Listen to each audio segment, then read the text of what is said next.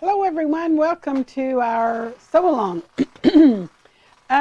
Today we're going to be working on another block that's going to go in the area where next to the turkey tracks block, kind of separating the turkey tracks block, and I'll show you that in just a minute.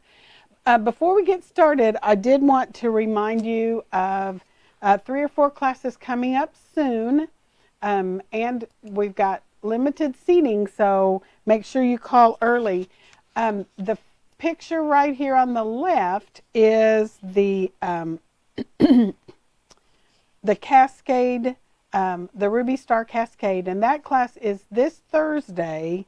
And you can come here to the shop and take it, or you can take it via Zoom at the same time. So if you'd rather sew from home, or you're not local and want to join us, we've done several classes like that, and it has worked well for everybody. So that's the first one coming up September 1st on Thursday. The next one is this one. It's called, I've actually called it 2 or 3 things as we've gone along. I've named the pattern Garden Party, but the class originally was listed as V-block lanterns. And so that's one we've got coming up, and that's a nice sized throw. The next one is Morning Star. That's this one. Morning Star. This is a nice size throw, about 60 by 70-ish. The quilt on the right is actually the same pattern. We're not actually doing that in class, but I put it up there just so you can see what you can do with strategic color placement. And those blocks are 3-inch blocks. So the whole project, including borders, is about 11 inches. It's tiny, and it's actually on the wall behind me when I have the camera on. This one is Give It a Whirl, and it is Wednesday, September 21st. And all of the classes I'm showing already have several people in them, but we'd love to have more to make sure the class has enough to make it. And that's another one that you can do via Zoom or here in person. And then the last one is on Saturday, September 24th, and it's the Hearts, Charmed Hearts quilt, and it uses charm squares to make those hearts, and it's a fun little project. So those are things coming up that you could join us for. So we are tonight going to be making another block. See, there's the 11-inch Morning Star quilt, just so you can see how big it really is in person. So the project we're going to be working, or the block we're going to be working on tonight, is called A Hen and Her Chickens, or Chicks.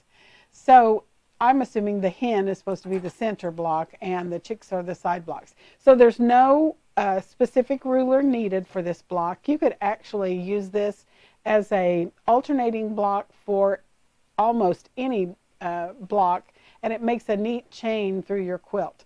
And I did Scrappy, but of course you don't have to. I chose to put a black center, the big square, and then in the chicks block, around the outside, I put a black center of all of those 9 patch blocks. So tonight we're going to talk about how to strip piece that, how to utilize your scraps in the most efficient way. And I've already done the strip sets, but I want to kind of show you how I went about that. Tony actually helped me make the blocks, but I've made some strip sets so that I could show you kind of my thought process when I was making that. So I have my handy dandy fabric organizers with my actual blocks here already made. So I chose my black print that has the little strings of gold and the red dots in the middle, and then I have a tiny little fern black print here. And then I used scraps of backgrounds, shirtings, and scraps of colors to go here on the outside edge. And you're going to be making 6 of those blocks. So in the paperwork that comes with this block, you could actually make all of your blocks exactly the same. In fact, the pattern, the original pattern, everything that was a color was the same fabric, and everything that was a background was the same fabric. So it was only made with 2 fabrics. So you could certainly do that. I don't know why. Tony says she's stuck on a picture, but it's not showing that it's stuck on mine. Good, because I can't get any comments either. Okay, so give me a shout out if you're seeing. Let me just go back to this camera. For some reason on the live feed on our computer, it's showing my starter screen and it's not showing my face talking to you right now. So give me a comment if you're actually seeing me talk to you. Because Kim says we're fine there. I'm going to assume it's just a glitch with Facebook on our screen because it's still on the same picture, and so I've got several people that have commented that they can see us fine, so we're going to just go forward as if everybody can see. So for some reason we don't see it on our monitors, but it sounds like maybe you guys are doing okay. Okay, so what I was saying was, on the original pattern, the Hen and her Chicks, all of the colors were the same fabric and all of the backgrounds were the same fabric. So it was just two fabrics. I was using up scraps from all of the other blocks we've made. Now I have saved back some pieces for the one border that we haven't made yet. So I know how much you need for that, but I chose to make my strip sets with scraps. So you can see that I have different backgrounds here. This happens to be the strip set that's going to end up being my two black chicks. So that is the only black I used, or the only fabric I used in this. Then I also have my center strip where I've got my black center and a background on the outside. Now notice I've got two different backgrounds here. And that's what I was talking about utilizing your scraps. So I started stitching, and if I ran out of fabric, I just started another one. Now I'm going to probably waste a piece right here in the middle, but that's okay because I was wanting to use up my strips of 1.5 inch pieces. This one is the another one of my strip sets where I've just used a chunk of fabric. And it's not enough to make a bunch of them, but it is enough to make several segments to go in my pieces. So the last one I wanted to show you was this one. On the piece that we're doing next, I started out with a center of one of my fabrics, and then I need a color, background color for both sides. And when I stitched it, I stitched these three together, and then I'm going to assemble this together. So that that's how I chose to do that. Now I happen to have a fairly long strip. This is actually across the width of a fat quarters from the selvage to where the fold was cut. And this gives me a piece that's about 20 inches long. And I could actually put that on the side here. I'm not going to take the time to do that one, but I wanted to show you what would happen if I did that. So I'm going to stitch this here and stitch this here, and then we'll do some cutting of these segments, and I'll show you what comes next. So I'm going back to the sewing area so you can see what I'm doing, and we're just assuming you can see me and hear me and everything's fine. Okay, so Tony says now she sees me, but she doesn't see comments. So I can see comments, and I'll glance over every now and then to make sure that there isn't anything I need to deal with. Okay, so I have my center piece. It's 3.5 inches, and then I have my triple strip, 2 colors and a background in the middle, and I'm going to stitch right down the edge. And I am aligning with my patchwork foot.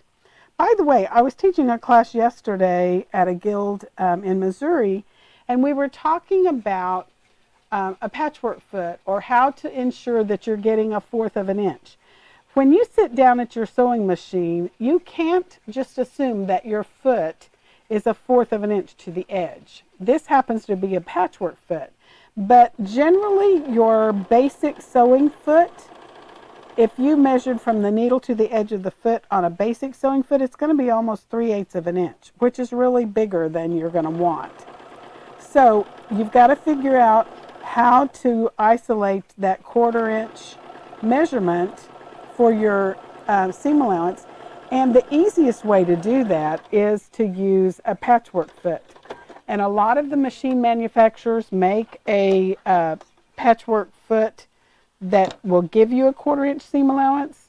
But there's also generic feet that you can get that would give you that same measurement. So notice on this one I didn't start at the end because I'm just using a chunk of some of my leftovers. So I'm just kind of eyeballing and matching up where when I cut, I'm going to have a whole segment to be able to use it in my chain block. So now I'm ready to take this to the ironing board and press this. And I pressed everything toward the color on all of my pieces. And that way, when I stitch together my segments, they're going to nestle. And so on this, I would just flip this open, give that just a quick little finger press to get your seam started where you want it to go. And that just makes it easier to work with. And you don't run as big of a risk of ironing a frown into your strip set. So this is offset a little bit. It's going to give me several pieces, which is what I'm after. And just set the iron on there, let the iron do the work. And then if you're going to use the acorn pressing pin, now would be a good time to give it a quick stripe with that, or swipe with that. And that gives me what I need to have the pieces for my strip sets. So in your instructions, I called it strip set 1, strip set 2, strip set 3, and strip set 4. And that'll make more sense when you see the instructions. So now when you get ready to cut this first segment, it has to be a 3.5 inch chunk. So the first thing I'm going to do is, let me see if you can see that well. We're going to change to gray so you can see. I'm going to straighten up the end. But typically, instead of having, especially since I don't use lines on my cutting mat a lot of times, I have nothing over here to guide from to make sure that I'm getting that true squared corner. So what I do is measure past the amount I need, so past the 3.5 inch mark. There's my 3.5 inch mark right here. I'm going to line something up on a seam and check this side to make sure it's parallel to the seam. And I'm going to cut this a little bigger than 3.5 inches, turn it around, and now I can true that up and get my 3.5 inches. That's the best way to make sure that you have the segment you need. So there's one segment. I can do another one and line that up. You only need 6 of these for the blocks. Now this is what I was talking about. I'm going to waste this center part right here, but I'm just going to measure my 3.5 inches from about here, like I did when I was measuring that first one. Just go past the measurement you're after and turn this around and true it up to the size you need. So there's my 3.5 inch measurement. And I just wasted a tiny bit there. If you like to work with miniatures, you might save these and use them for something else. I don't intend to save these because I don't have any other plan for this particular piece, but that is a possibility because I could actually cut that into a segment that could maybe be used for something else. But that's all I wasted, and I was able to use those short pieces of my background fabrics to make my segments. So I'm just going to use one of these, and I'll use one that has 2 different colors. We'll put the others aside. So that's what I need for the center.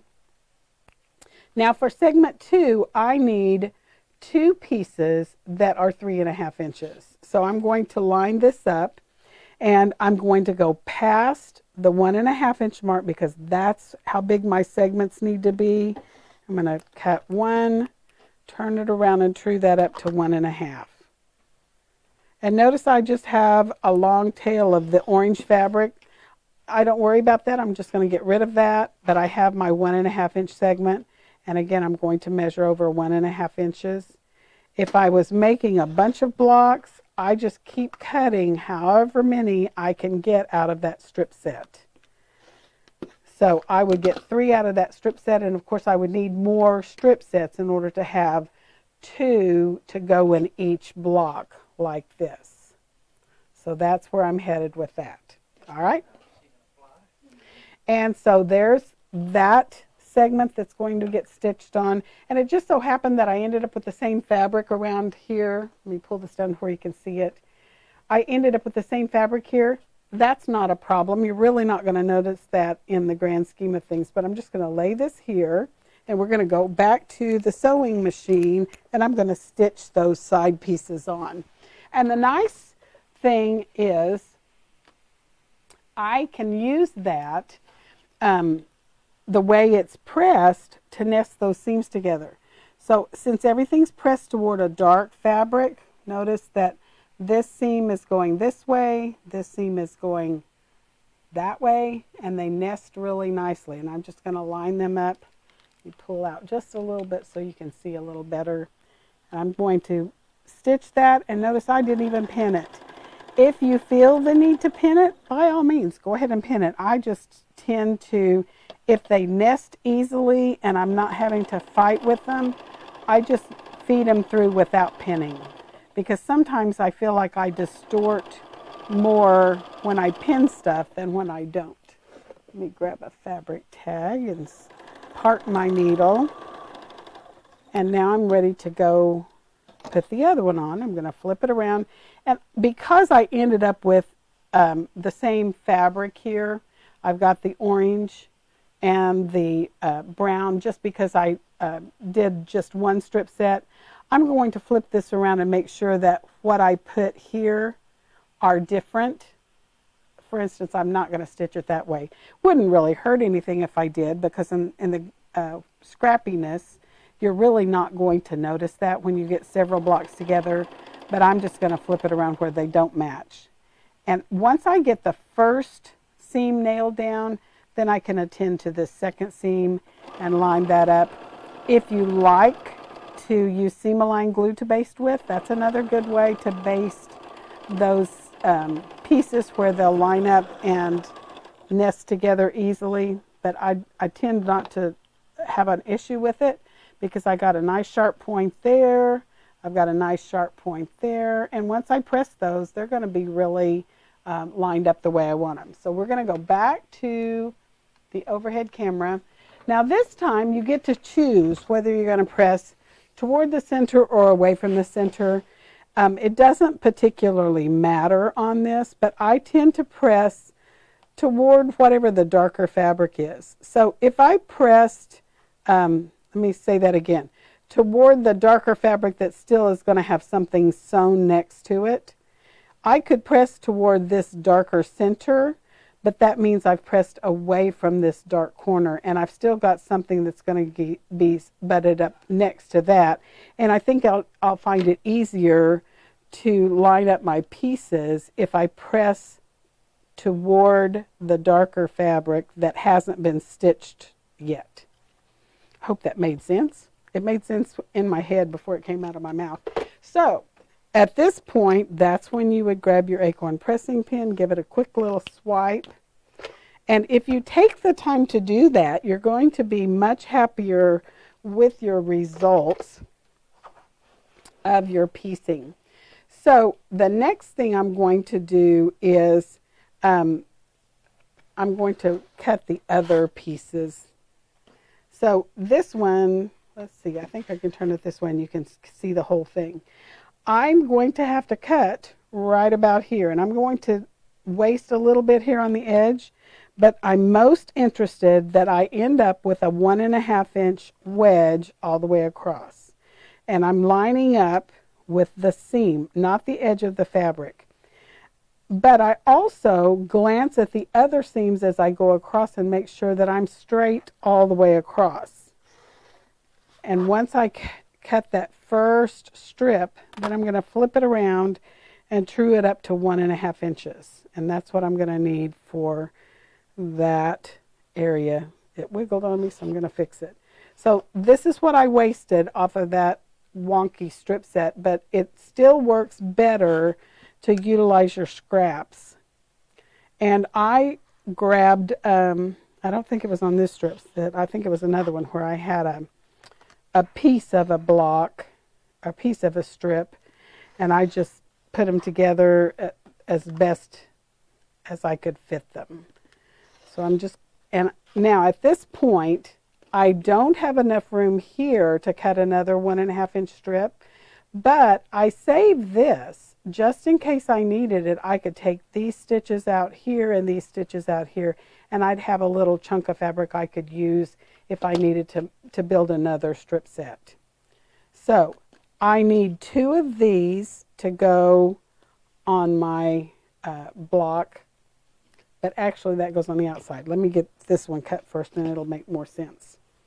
So when I'm doing strip sets, I never fold it and cut 2 layers at a time. The reason is you're not going to get a straight cut if you do that. One of them's going to be crooked. So you want to open it up and cut one at a time. So I'm going to go past my 1.5 inch mark and line up on my horizontal seams. And there's a few places where it just doesn't look like it's pressed as well. So I'm going to fix that as I go. So I've gone past 1.5 inches, so I'm going to flip it around, true this up. So there's one of them, and I can work my way across this strip set, cutting 1.5 inch segments, as many as I need. Now, as I'm going across, I may find that I'm no longer straight here. So that's a good time to go past your 1.5 inch mark, and I'm already a little crooked. That sometimes happens just because of the way the strip set has been pressed. And so I'm going to turn it around and straighten up that edge. And that gave me a chance to straighten it up. And you can see this side is a little wider than this side. So that's how much I was off there. So I'm going to keep going because I want you to see that place where I have a piece of a, no, it wasn't on this one. I guess I've already cut that one that I had a part of a block. Okay, so here's my center. Then the next thing I'm going to need is a strip of one of my backgrounds that goes across here. So let me grab one. There's a piece. And it would need to match the measurement here. So this is 3 inches finished. This is 1 inch finished. This is 1 inch finished. So this is how I'd figure that. 3, 4, 5, and add a 1/2 inch because I've got a seam allowance on both sides. So I need a 5.5 inch strip of this, make sure I'm right. Yep, 5.5 inches of this strip. So I'm going to go past my 5.5 inch mark, twist it around, and then I'm going to true it up to the size I really need. So I need a piece here, and then I need another 5.5 inch strip. Here's another one, different color, but that's okay. I mean a different, same color, different strip. But like I said, I'm using up scraps. I'm going, this one is straight on the end, so I'm just going to measure over 5.5 inches, make my cut, and there's my second piece. Okay? Then this piece, once I get this done, I've got to have another, I'm missing one. There we go.